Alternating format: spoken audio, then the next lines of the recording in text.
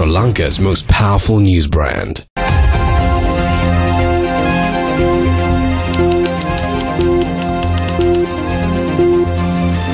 A very good evening to you. You're watching Newsfirst flagship primetime news bulletin on TV1. We are also simulcasting on our sister channel, Yes 101. I am Saturanga Hapwarachi. A very good evening. I'm Rahna Farooq. Let's start off with a look at your headlines for tonight. President accepts Supreme Court determination on his tenure. Udaya Gammanpila says he will support President if he arrests the rogues. Former Minister makes revelation on wheat flour scam.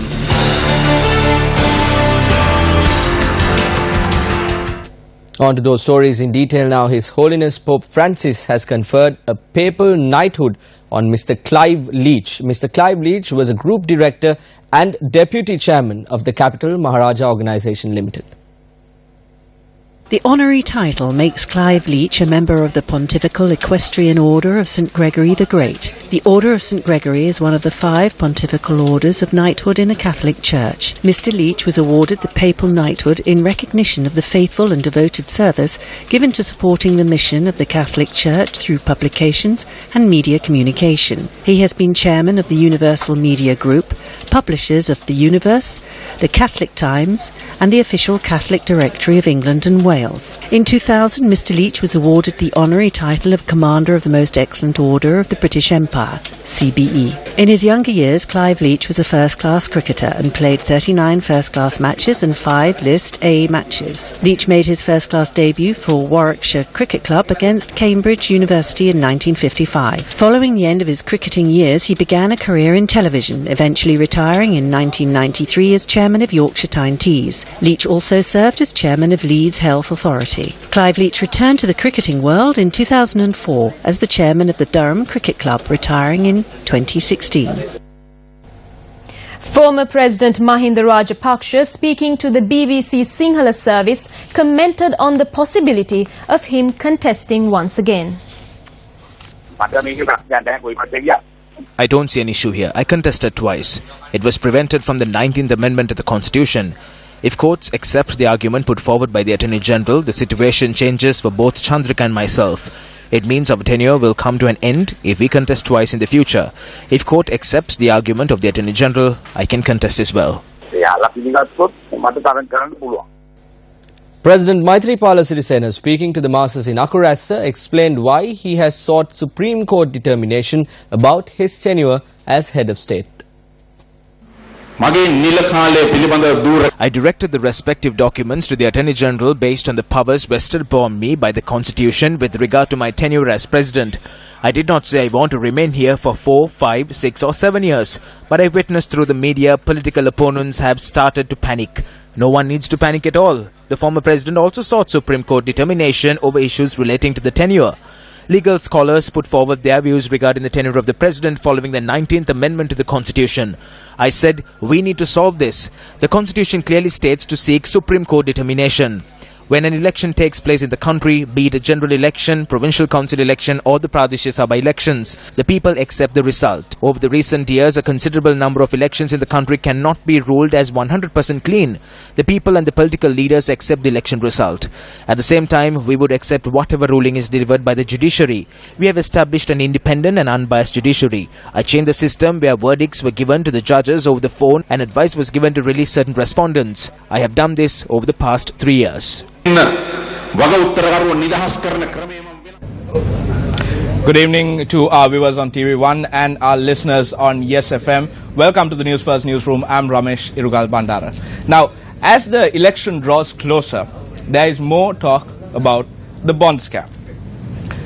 President Maithripala Sirisena, after he received the Bond Commission's report, made a special statement to the country and laid out the key points that had been mentioned in this extensive report. Afterwards, he went on to public rallies at a number of locations and said that he will punish those who are responsible disregarding party or position. Now, these statements seem to have rattled some cages. Let's listen to what Minister Fernando had to say at a recent rally in Vellavatta. There are certain areas where we made mistakes. I'm not in favor of politics these days. The reason is because the person we elected has started to make various statements. I cannot accept those statements. At some places the people have started to feel disgusted over this difference. Maithripala or Susil Premadasa did not work to elect Maithripala Sirisena as the president. We tussled, raised green flags across all Pradesh Sabhas and worked hard to elect Maithripala Sirisena as the president. If one is to speak about the bond issue, we are the ones who exposed the rogues of the bond issue. We elected this president and brought in good governance. We introduced a system, that is why the Prime Minister provided evidence. We introduced a system where ministers were forced to resign. It is because of the system we introduced for the first time in history. 3 ministers were forced to resign from cabinet before the end of 2 years into power. Are we happy? Now they are crying thief. He is saying thief, the other is saying thief. They are having fun. At the conference, the Prime Minister said 11 billion rupees will be paid by perpetual or any other entity after the court case. We have made a public statement that they will pay. To the people at Sirasa, we have said that they will pay. Did you see it? Did you? Then, this statement as well.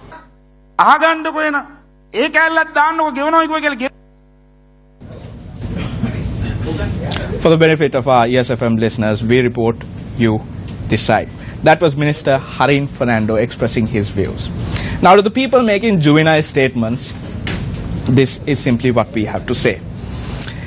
Instead of speaking about working hard to bring someone into power and then questioning his actions, why didn't the UNP field their own candidate at the past 2 presidential elections?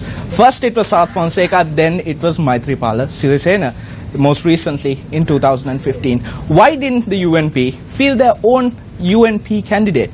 Was it because they were afraid of their past track record at national elections? Now we know that Venerable Madhurave Sobitutero back in 2015 played a great role in bringing forward the debate about a common candidate and bringing forward a common candidate. But still the UNP could have stuck to their guns and said, no, we want a common candidate who is a UNP member.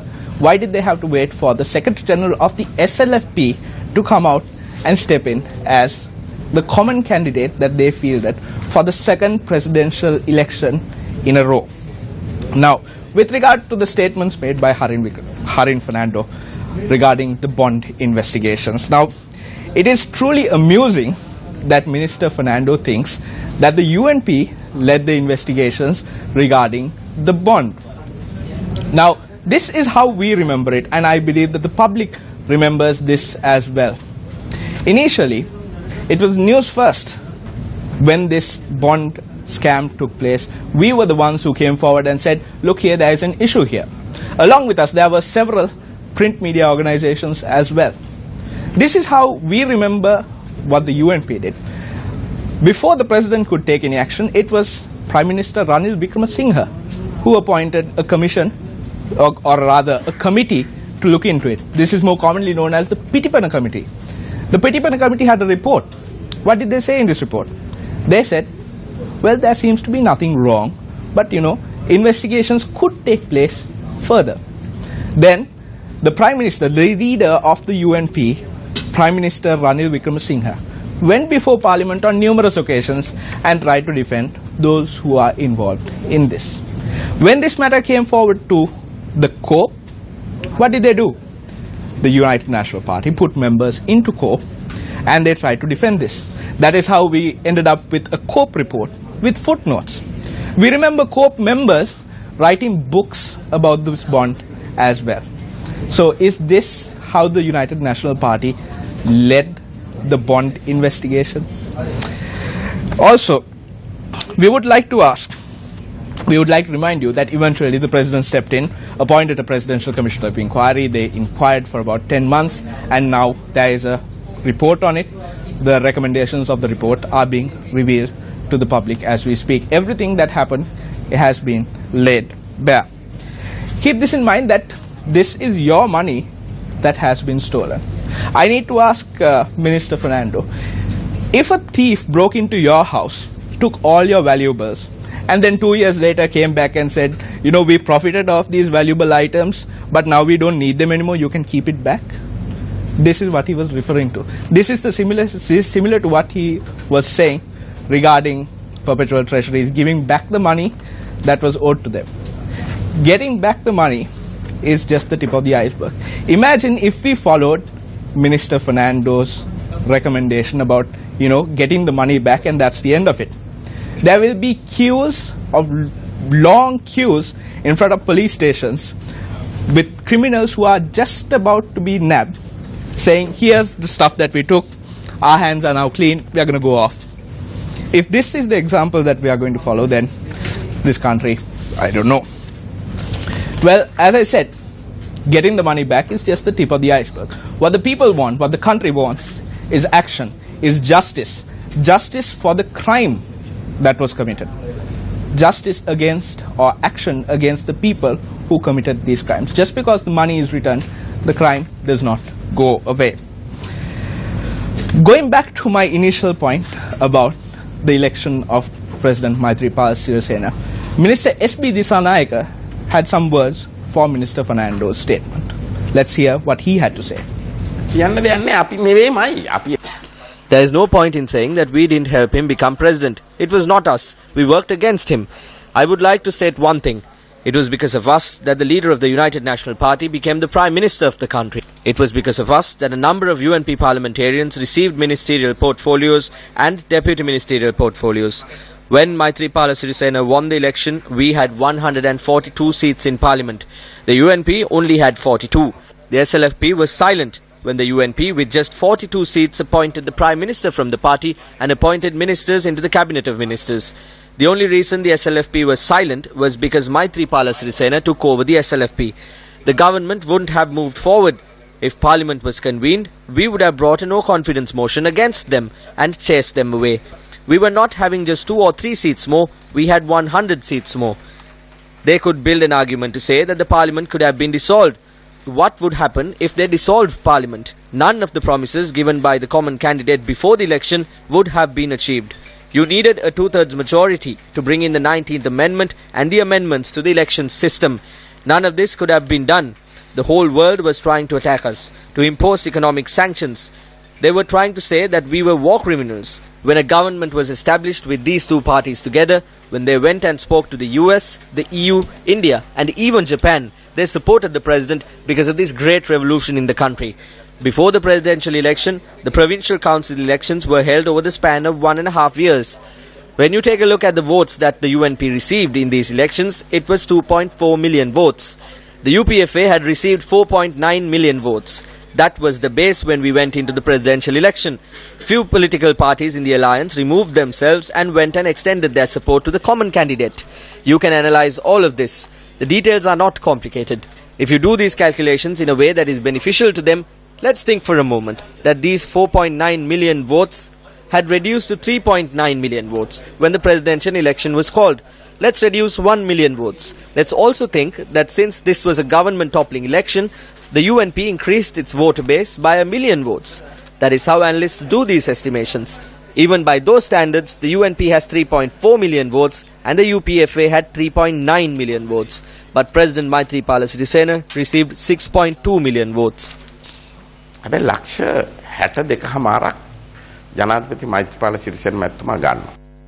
Now we have 2 more questions for Minister Fernando. They said that 11 billion would be returned to the government. Now does that mean that they accept that a crime has been committed? And also, just because they helped President Maithripala Sirisena come into power, does that give them the right to do anything they want?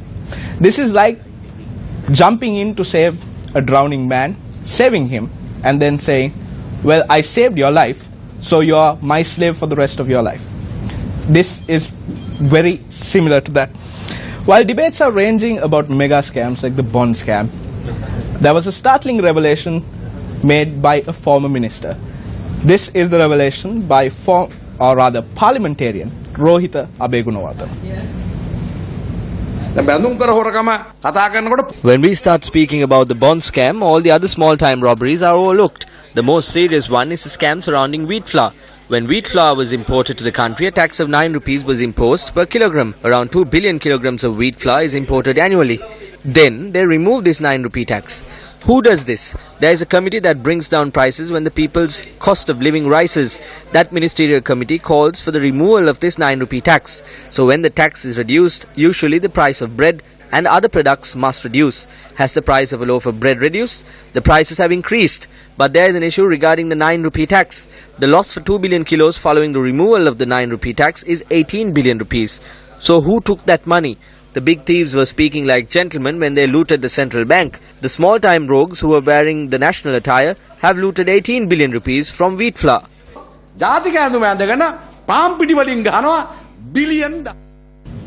As we said earlier, we report, you decide. That is an end to the simulcast on TV1 and Yes FM. More news follows on TV1 right after this commercial break. I'm Ramesh Irugal Bandara signing off from the News First Center. A copy of the report of the Commission of Inquiry to investigate, inquire and report on the issuance of treasury bonds has been handed over to the Governor of the Central Bank of Sri Lanka. The central bank says it has already implemented some of the recommendations therein, while measures have already been initiated to implement most of the other recommendations. A release by the central bank notes it has frozen the assets of PTL held with CBSL and has informed the Securities and Exchange Commission to take appropriate action with regard to assets of PTL coming under its purview. CBSL says, based on continuing investigations, Perpetual Treasuries Limited are prevented from the disposal of assets, distribution of profits and making payments without the prior approval of Central Bank of Sri Lanka. The directions are in force until the 6th of July 2018. The central bank says it will initiate measures to carry out forensic audits in relation to the issuance of treasury bonds during the period between 2008 and 2014 and the treasury bond auctions held in March 2016. The release notes, in July 2017, a new primary issuance system for treasury bonds was introduced, replacing the fully auctioned system. The central bank adds a new system for the issuance of treasury bills will be introduced shortly.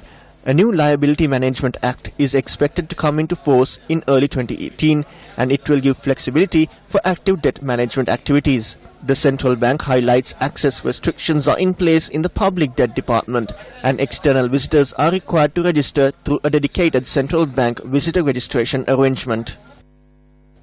Drawing your attention to some weather news now. Serious damage was reported from Kotadeniyawa, Badalgama and Walpita after gale force winds swept across the area during a heavy downpour. Uprooted trees have caused disruption to the supply of power to the area. Heavy traffic is also reported on the main roads in the respective areas, while some areas are not accessible as yet. Police said a relief operation is currently underway. Parliamentarian Udaya Gammanpila appeared in court today for a case filed against him. Following the hearing, he commented on who he will be supporting. If the President disregards positions and arrests any rogue, even from our side, and if he is willing to enforce the law in a proper manner, he will receive our complete support. There is no doubt about that. We are a bit angry about him because he is not fulfilling his promises and not enforcing the law properly. If he does so, he will have our unconditional support. The United People's Freedom Alliance held an activists meeting in Mardana today.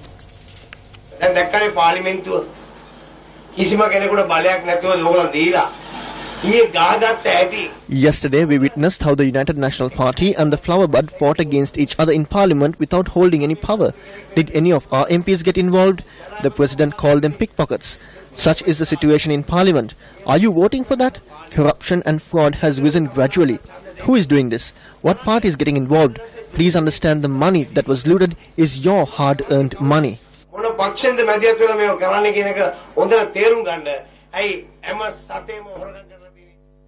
Transparency International Sri Lanka issued a media release today stating they are encouraged by the commitment expressed by the President to implement the recommendations contained in the report of the Commission of Inquiry. TISL highlighted several key points regarding the Bond Commission report. TISL in its release says they endorse the recommendations made in the report to initiate investigations on alleged bribery involving a director of the Perpetual Treasuries and the then Finance Minister. The release says TISL welcomes a proposal for the members of the Monetary Board of the Central Bank of Sri Lanka to be appointed on the recommendations of the Constitutional Council. Transparency International Sri Lanka says tabling and public dissemination of the report is a necessary step to sustain and promote public trust in the government's capability and will to fight corruption. Deputy Leader of the United National Party, Minister Sajid Premadasa, inspected the process of several development projects in Hambantota. The minister addressed a meeting at the Palle Malala junction following the inspection. Mahinda Rajapaksa gave it all away at a cheap price to the Chinese. I must state, Sajid Premadasa will distribute land to the people of Hambantota for free. They never thought about the small man. They never understood your pain. When something good is being done, they can spread false rumors and destroy it. But a false propaganda campaigning cannot do anything. We will not sell a single inch of our motherland to anyone. We will only distribute the land among the homeless families in this country. We cannot remain idle anymore. This is painful to us. Back then, the royal family distributed things among them. I wish to send a message to the former president. I will distribute these lands among the people of Hambantota until the chair you are seated on heats up. Deputy Leader of the UNP, Minister Sajid Premadasa, celebrates his birthday today.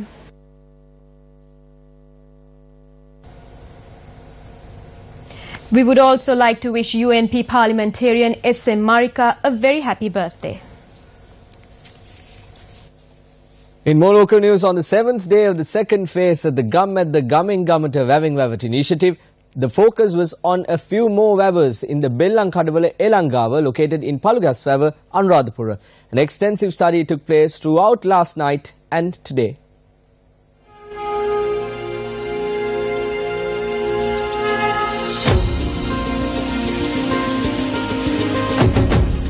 The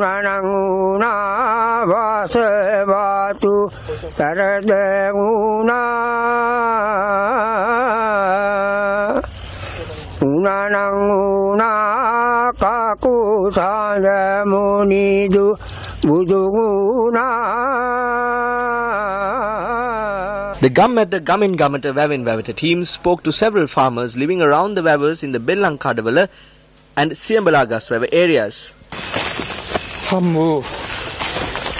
Since the wavers built for animals identified as Kulu wavers in the Upper Illunga system is now in a dilapidated state, the farmers we spoke to raised concerns regarding the increased wild animal threats they faced. The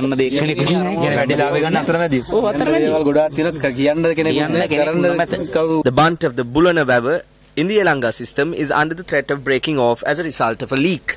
I'm seated here on the spill of the Bulana Waver. Now, as you would have noticed if you followed our previous stories, a number of the main issue that is present here in the Bellankadavala cascade system is the spill gate. Either the spill gate has broken away or it's too short. Here, the problem here in Bulana Waver is the fact that the spill gate is too small.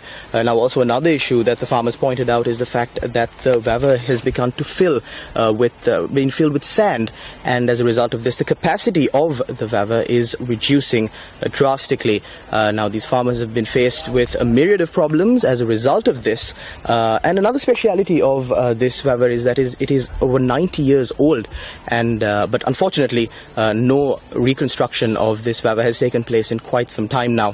The water, when it overflows from the spill here, finally reaches the Bellankadavala Waver, which is, of course, one of the main wavers in this cascade system here. So I believe you can understand how all these wavers are connected, and it forms this Bellankadavala cascade system, and how important it is to conserve these wavers.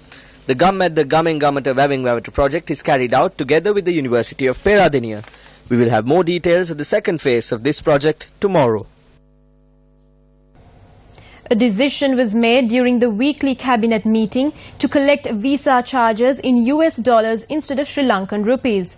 The proposal to regularize and update the present method of visa issuing, forwarded by the Minister of Internal Affairs, Wildlife Development and Cultural Affairs, S.B. Navin, was approved by Cabinet. The proposal forwarded by Minister S.B. Navin includes recommendations to charge a fine of $500 in addition to visa charge from foreigners whose visa period has expired, provide residential visa for foreign students covering the whole academic period, issue residential visa up to 10 years for foreigners who remit more than $500,000 to Sri Lanka, and issue a permanent residence visa for former Sri Lankans who have already obtained the citizenship of another country who cannot apply for dual citizenship. When inquired, speaking to Newsfirst, Controller General of the Department of Immigration and Immigration, M.N. Ranasinghe said the decision reached by the Cabinet have not been conveyed to the Department of Immigration and Immigration. He added that it takes 2 weeks for such decisions to reach the department from the subject ministry. Pakistan's single country exhibition opened its doors in Colombo this morning. The exhibition is organized by the Trade Development Authority of Pakistan in association with the High Commission of Pakistan in Sri Lanka for the third consecutive year. President Maithripala was the chief guest at the opening ceremony of the exhibition. The exhibition also saw the participation of a number of ministers, high commissioners, diplomats and several other important personalities from the Sri Lankan business and trade sectors. We launched this event and we are determined to make it an annual feature in Colombo because we feel that this event can act as a catalyst for achieving deeper economic cooperation between Pakistan and Sri Lanka.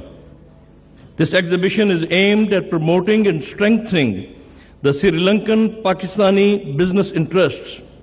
The Sri Lankan business houses have a unique opportunity to meet visiting companies from Pakistan. It also facilitates business-to-business interaction between businessmen of two friendly countries. I would invite Sri Lankan entrepreneurs to explore Pakistan as a big market for goods and services.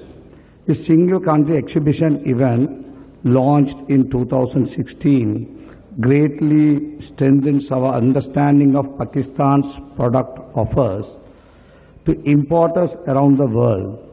Both countries believe that through diversification and exploiting of our historic FTA, we can achieve an annual total bilateral trade of $1 billion in the coming years.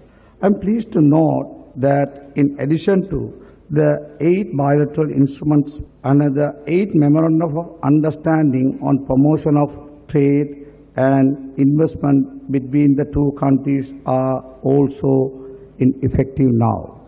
The exhibition is featuring leading Pakistani organizations and manufacturers of engineering products, auto parts, agro products, textile and clothing to name a few. The exhibition will be held until the 14th of this month at the BMICH. That's all the news we have for you this evening. We leave you tonight with today's illustrated news courtesy of cartoonist Asanka Laduhetty. And right after the news on Biz First Review 360, we will be discussing the status of debt-ridden Sri Lankan airlines. Good night, I've been Chaturanga Hapuarachi. For the News First team, I'm Rahna Farooq. Thank you for watching. Have a pleasant night.